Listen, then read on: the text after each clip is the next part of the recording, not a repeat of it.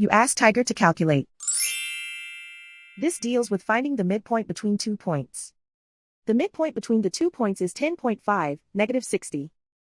Let's solve it step by step. Plot the 2 points and calculate the midpoint using the formula.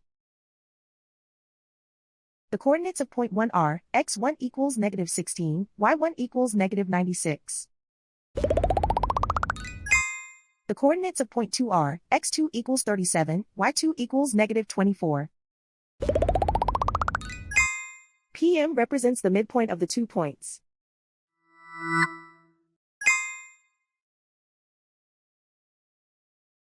Use the x values in the midpoint formula to find the midpoints x. x1 equals negative 16. x2 equals 37.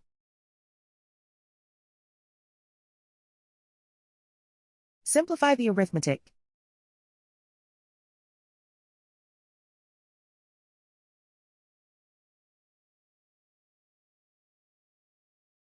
Use the y values in the midpoint formula to find the midpoints y. y1 equals negative 96. y2 equals negative 24. Simplify the arithmetic.